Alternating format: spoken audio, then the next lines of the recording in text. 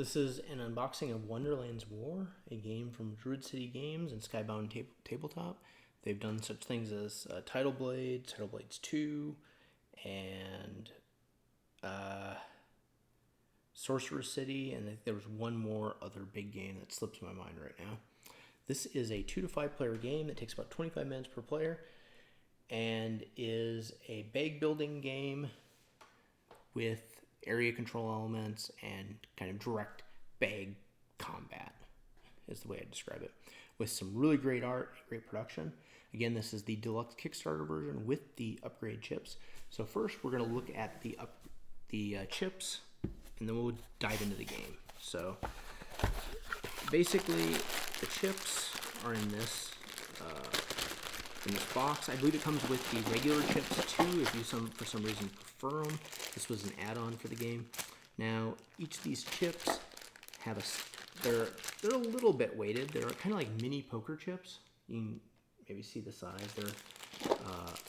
The negative to it is that they have a sticker on them instead of, I was hoping originally when they were doing the campaign it was going to be more like the Board Game Geek ones where they thermally apply it or apply it underneath a sealed layer in the middle of the chip. That wasn't the case. It's more like a Too Many Bones chip that has a sticker on it. They claim that they're going to wear really well. I think that the reason they did this was they wanted the artwork to stand out, and the artwork does look amazing on these. So, if they had done the kind of the Quacks route from BGG, the artwork wouldn't stand out that well. Let me give you some examples. So this is some of the chips that you can get, and you can see that they're like a I don't know, almost a reflective sticker. They do look really cool, and they feel pretty cool. They feel like mini poker chips. They sound good, so I can't disagree from a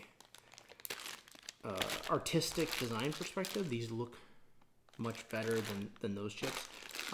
Over time they may wear not as well, but I guess most of them you don't actually need to see the sticker all that well. So we have flamingo stickers, we have rook stickers, we have forge stickers, it looks like, forge chips. We have these plant chips, and we have the madness chip, which I'll take a few of these out too. Hold it up. So every chip in the game is represented here. I wouldn't be surprised if they do an expansion at some point in this game.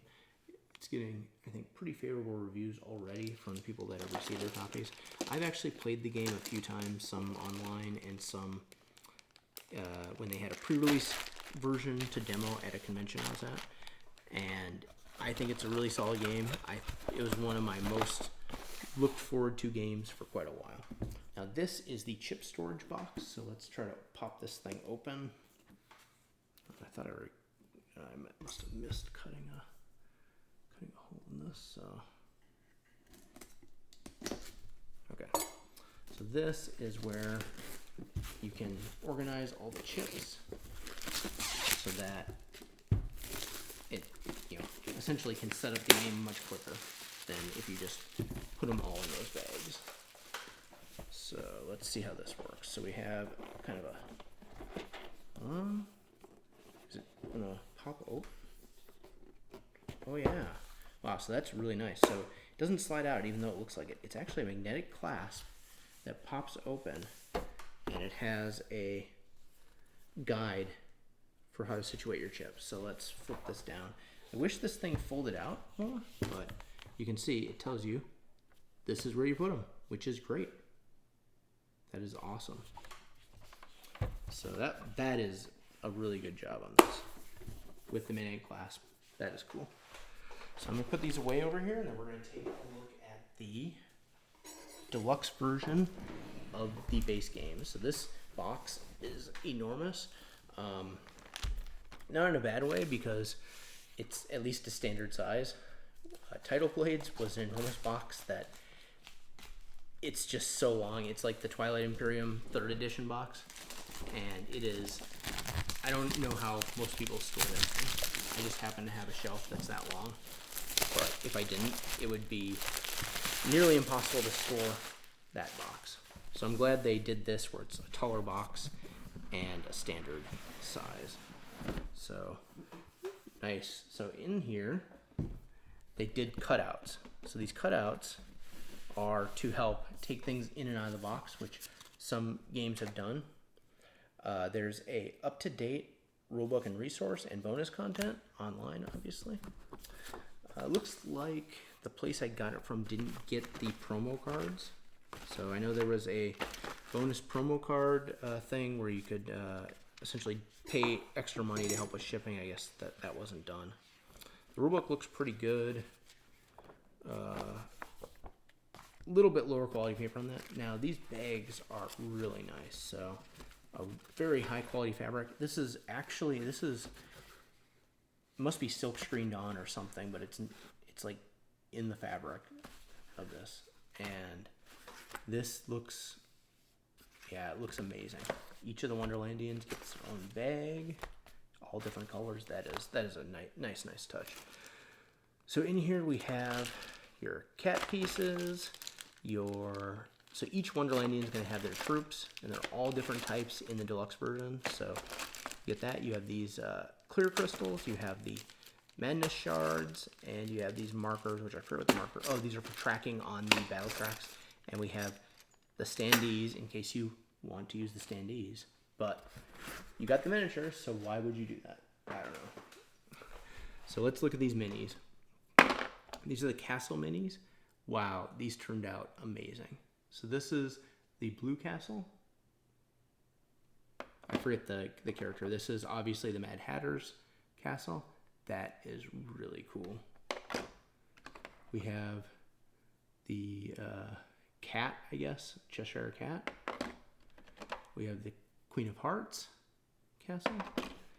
And we have, I forget which one this is, the T-Borg or something, I forget. So once we pop this off, it's kind of stuck in there. So let's slide this forward and we'll pop this off. So it's got a little lip to keep it in one piece. And we have our collection of miniatures for all the characters and all of the Wonderlandians. So I'm going to shoot this up a little bit closer to give a look. I'm going to take some of these out, especially the ones that look really cool. So we have this griffin, which looks amazing. That griffin looks really cool. Looks like someone's going to break the wings on it, though. We have the Queen of Hearts. We have I forget this animal, but the miniature is really well done. And this one, again, looks very that one looks very breakable. We have the caterpillar, which looks really cool. And we have a unicorn. The miniatures are just, I think, really, really well done in this game. So I think one of the Tweedles, I don't know if it's Tweedledum or Tweedledee. And let's take a look at a few of these other ones. So we have the Mad Hatter. And we have, it looks like a singing sword of some sort. So, and we have the bunny. I think that got flipped around somehow, maybe in transit. That one, the Cheshire Cat. That is cool. And what other ones look really good? I guess that's most of them. I mean, this looks like a guard of some sort or a king. Maybe the King of Hearts. So that is nice. I love how this turned out. I think it just turned out even better than I could have expected. And I guess they contracted Game Trays to do it this time. I think that in the past they had done their own inserts, but Game Trays seems to be the standard for inserts. Manny Tremblay and Ben Kempner. So this is a illustration and storybook based on Wonderlands War. So that's a neat addition to the to this. And let's see what this is. So this is, so for early backers, you got additional art prints, which are really nice quality. Wow, I'd consider framing some of these. That is nice.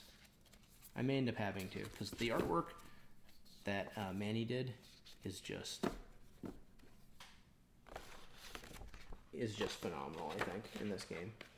And that's what originally attracted me to even playing it at the convention. I saw it and I was like, wow, I love that artwork. So we have our board, which I'm not going to, it's a huge board. It doesn't even look that big. I don't remember being this big when I played the demo version or the early version of it, but maybe it was just using a prototype board. Wow, this board is huge and it looks really good. The quality of the board is really, really nice. And I may have actually just damaged it a little bit. Hopefully not too bad. Let me just check. Yeah, hopefully it's okay. That was I fat fingered the board. So these are our different characters. So the Cheshire Cat, the Jabberwock. I forgot about that. These are the different people you can play. The Queen of Hearts, the Mad Hatter, and Alice's Rebellion.